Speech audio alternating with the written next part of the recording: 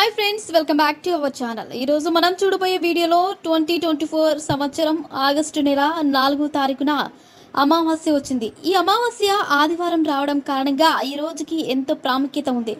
అందువల్ల మీరు ఈ రోజు ఏ దేవత ఆరాధన చేయడం ద్వారా శుభ ఫలితాలను పొందుతారు. అలాగే ఈ రోజు అమావాస్య సమయం ఎప్పటి నుంచి ఎప్పటి వరకు ఉంటుంది, అలాగే ఈ అమావాస్య యొక్క ప్రత్యేకత ఏమిటి అనే విషయాలను ఇప్పుడు తెలుసుకుందాం. ఆషాఢ మాసంలో వచ్చే అమావాస్యకు ఎంతో ప్రత్యేకత ఉంటుంది.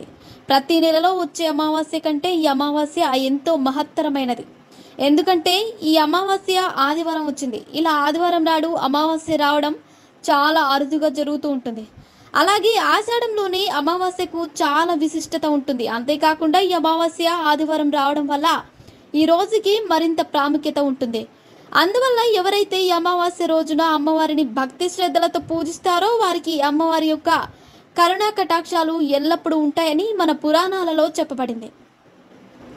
అందువల్ల ఈ రోజున ప్రతి ఒక్కరూ లక్ష్మీదేవి అమ్మవారిని భక్తి శ్రద్ధలతో పూజిస్తే మీ జీవితంలో ఉన్న కష్టాలన్నీ తొలగిపోయి మీరు అష్టైశ్వర్యాలను పొందుతారు. అలాగే మీ జీవితంలో ఉన్న ఆర్థిక సమస్యలన్నీ కూడా తొలగిపోతాయి. అలాగే ఇప్పుడు మనం అమావాస్య సమయం ఎప్పుడు ప్రారంభమై ఎప్పటి వరకు ఉంటుందో తెలుసుకుందాం.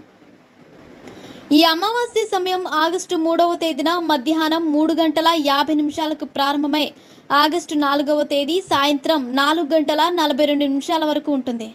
అయితే అమావాస్య సమయం శనివారం సాయంత్రం ప్రారంభమైనప్పటికీ మనం సూర్యోదయం తర్వాత నుంచి చూస్తాం కాబట్టి ఇది ఆదివారం అమావాస్యగా పరిగణించబడుతుంది. సో ఫ్రెండ్స్, చూసారుగా, ఇలాంటి మరిన్ని విషయాలను మీరు తెలుసుకోవాలనుకుంటే వెంటనే మా ఛానల్ని సబ్స్క్రైబ్ చేసుకోండి.